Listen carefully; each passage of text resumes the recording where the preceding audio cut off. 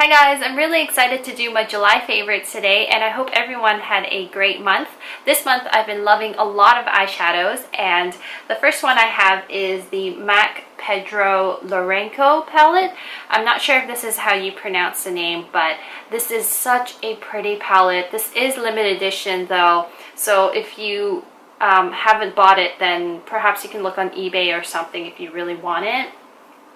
It's just a sort of a rose gold tone palette that's really good for every day. It's not too dark, so it's like the perfect palette for me right now. I've been using it so much this month. All the colors are really buttery and really pigmented, and if you check on Temptalia.com, this palette got pretty high reviews as well. I think there's two colors, right? There's two colors that are permanent from this palette. One is All That Glitters and the other one is Sable. The other ones are the ones that are exclusive to this palette, and it's just so pretty. I don't think I've loved a MAC palette this much in a long time, so this is really exciting for me.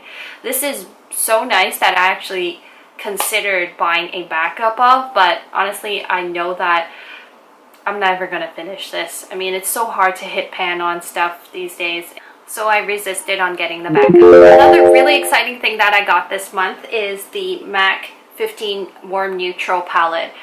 This is so nice. I can really say that all 15 of the colors are really nice, and it's actually much nicer in real life than what you see on camera right now, or what you see in photos. Most of the colors are really wearable and really great for every day. This is sort of what I look for in a palette. I don't really like crazy colors. I used to, but I know that I don't really get the chance to use it that often, so I do go for colors that I can use every day. All the colors in here are really pigmented and really buttery, and if you are familiar with MAC shadows, then you know that most of their eyeshadows are either hit or miss, and there are some that aren't as pigmented or could be a little bit chalky, but all the colors in here have really great quality. And I think most, if not all, of these colors are exclusive to this palette, so you won't be able to find singles of these colors. If you've always wanted a complete MAC eyeshadow palette, then you might want to consider purchasing this, because it does turn out to be a little bit cheaper than if you were to buy the singles yourself. There is a cool toned one as well for those who do like cool toned shadows more, but I prefer warm tones for every day, and I just think that I look better in warm tones in general, so I chose this one. I also have the 3CE Waterful Concealer. Now, I talked about this in my Style Nanda haul, and if you haven't seen that video, then I will link it right here and also down below. This is one of the items that I started liking right when I started using it.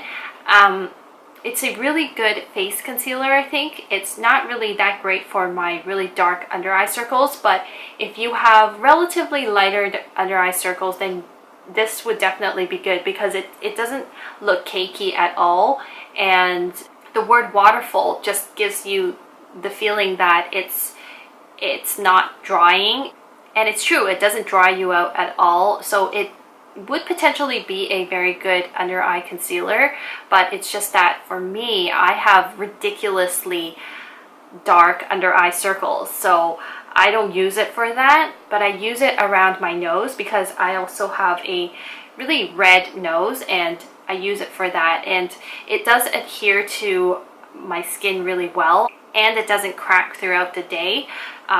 So I really like it. This is the Chanel Natural Finish Loose Powder, and this stuff is just really good because it actually works well on my dry skin. I have heard good things about it in the past, but for some reason I just never wanted to try it because I have really dry skin and not a lot of powders work well on me, so I'm always skeptical to try a new powder, and this one really does give you a natural finish. It just sort of smooths out your skin, and it gives you a flawless finish without taking away all the glow. It also sort of smooths out any pores that you have. Loose powder is just something that you have to try. Everyone is different. and it's really hard to tell whether a loose powder is good just by swatching it at the stores.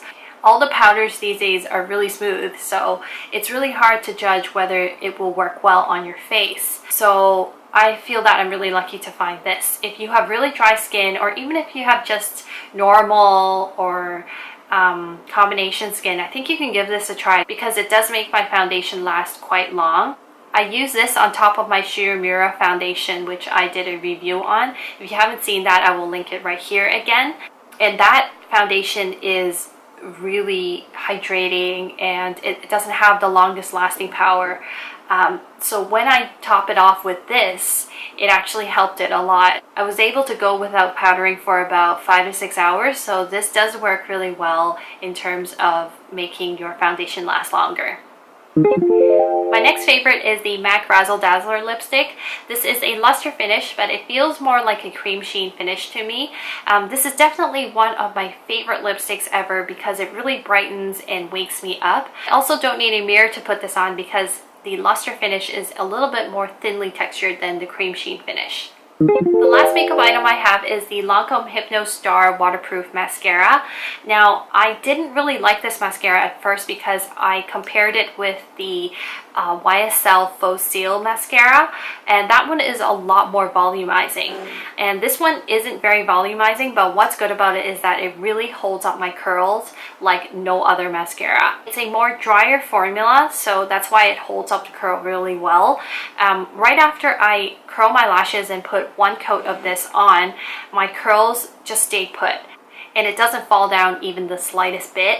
So if you have a similar problem, or if you have issues with your curls not holding, then give this a try. But one thing I don't like about this is that it only has a waterproof version, so it's really hard to take off, and I don't usually like using waterproof mascaras because I don't like using eye makeup removers. I feel that it just hurts my eyes when I rub it on too much. So that's just a personal preference, but if you like waterproof mascara, then that's not a problem at all. The last item I have is a beauty product, and it is the Glam Glow.